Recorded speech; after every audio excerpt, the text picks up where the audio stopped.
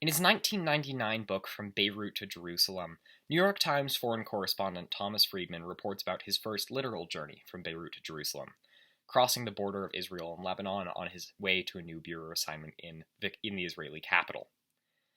He remembers crossing, flanked by men with AK-47s in militia uniforms, and eventually reaching a sign by a kibbutzim in the north of Israel. "Beware of crosswinds," it said.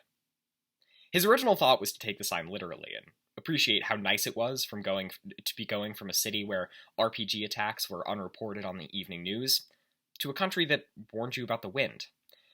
But in reality, as he later realized, and as became more potent with every day reporting on the news of Israel and the Middle East, beware of crosswinds was more of a vague, subtle political statement, like most things are in the region, than a literal warning. Obviously, Israeli and Middle Eastern politics are one of the most complex topics in the world and have been the topic plaguing international relations analysts since at least the 60s. But lately, in the last few months, the question on international observers' lips has been specific as the US reorients itself in the Middle East after the swearing in of Joe Biden, and it does revolve around Israel. Specifically, whether Israel is attempting to undermine US efforts to revive a nuclear deal with Iran. To which the answer to everyone watching is yes. Through covert and not so covert methods, Israel is attempting to preserve a distinctly Trumpian status quo in a very post-Trump era, and that has big implications, for three main reasons. First, Israel is pursuing heavy diplomatic saber-rattling with Iran that aim to make Tehran more hostile to Israel in specific, but also the West generally, hopefully scare them away from re-engaging with the United States. Second, veiled threats on the campaign trail towards Biden and the US among Israeli politicians has been incredibly common over the last few months as Israel hurdles towards yet another election. And third, active assassinations and attacks on Iran by the Mossad, the Israeli intelligence agency, are increasing hostility in the country, again towards Israel specifically, but also towards her allies, namely the United States.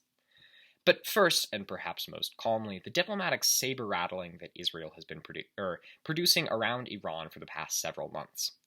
The BBC on February 2nd reports, quote, "As Biden takes power, Israel attempts to drum up discontent in Iran." And that's true.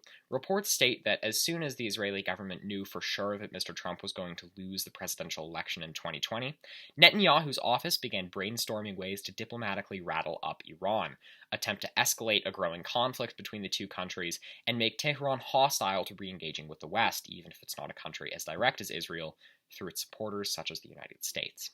The Economist on February 12th ran an article of similar content, saying, quote, "Does Israel want war? Not even Netanyahu seems to know anymore." And that's true. It may seem paradoxical, but Bibi Netanyahu's general idea around Iran and Israel is to push the two countries as close in the game of brinksmanship to war as possible, but keep them from actively engaging in military conflict. In other words, he wants to keep Israel safe, but very open to his brand of uniquely nationalistic populism, so they keep electing him, and they keep Israel in the status quo that he wishes it to be in. This diplomatic saber-rattling is vital between Israeli diplomats walking out of their embassy to Israeli diplomats sending out communiques heavily criticizing the Iranian government and threatening violent action in Israel's strategy towards undermining the nuclear deal, which it sees as incredibly detrimental to its national safety. Be that as it may, the diplomatic saber-rattling between the two countries is highly counterproductive for American diplomacy efforts in the region, and Iran seems to be feeling the brunt of those efforts. Second, veiled threats by a variety of Israeli candidates, but primarily incumbent Prime Minister Benjamin Netanyahu, towards Biden and the US if they rejoin the deal, have been increasingly common over the last few months. The Jerusalem Post on February 10th reported of an incident like this at a Netanyahu rally by the Sea of Galilee, in which, quote, Netanyahu warns of, quote, consequences if the US rejoins the Iran deal. That's entirely true. While it's also not too much of a concern if the US makes Israel angry. Obviously, the US provides more support to Israel than Israel does to the United States.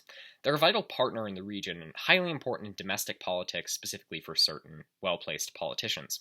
So Israeli threats of retribution if the US rejoins the deal are important to many Americans. As Haaretz reported on March 10th on the instance of a prime ministerial candidate debate, Quote, right-wing candidates promise responses to a Biden nuclear deal. And that's true. Netanyahu and his variety of similarly politically minded allies and rivals have all promised some form of retribution, usually economic, to the US in case the US rejoins the Iran nuclear deal, signaling Israeli protests against the idea of the US re-engaging with Iran in any significant way, which, as I mentioned before, almost all Israelis, or at least right-wing Israelis, see as highly detrimental to the nation's national security. But third, and perhaps most importantly and violently, active assassinations and attacks on Iran, Iranian scientists, and Iranian military installations are raising hostility in the country towards both Israel and its backers, namely the United States. The front line on December 29th, after the assassination of Mohammad Farazadeh, an Iranian head of the nuclear science department, reports that, quote, Iran wasn't the real target in the recent Israeli attack. Biden was. And that's entirely true. While Biden wasn't even sworn in at the time, the attack was mostly to send a message to Joe Biden that Israel will continue in its shadow war against Iran, even if using proxies, by any means necessary to prevent the US from rejoining the nuclear deal, a priority that Netanyahu sees as paramount in keeping his country secure. The New York Times on December 28th, after the same attack, says, quote, Israel attempts to undermine US-Iran talks before they even begin. That's entirely true. Even as in the last days of the Trump presidency, as Biden was preparing to assume office, Israelis were doing everything they could, covertly and not so covertly, to sabotage the talks before they began. Perhaps the most blatant reminder of this, aside from the attack on Fakhrizadeh in the mountains north of Tehran, was the bombing of the Gantz nuclear science facility in the north of the country by Israeli F-15 fighters. Although the Israelis implied no involvement in the incident, the UNHCR reported on January 5th that Israel was almost certainly to blame for the attacks. Still, despite these three reasons, first, that the diplomatic saber-rattling with Iran that aimed to make Tehran more hostile to the West, second, veiled threats on the campaign trail by right-wing Israeli candidates towards Biden and the US, and third, active assassinations and attacks on Iran that increase hostility in the country, the deal between Tehran and Washington still sits between those two players, as much as Tel Aviv will try to intercept it. And it does seem increasingly likely that a deal will go through. Voters in both countries are tired of the standstill between them, and they seem interested in pursuing a deal. How long it will last, though, is anyone's guess. After all, there's always a crosswind. Thank you.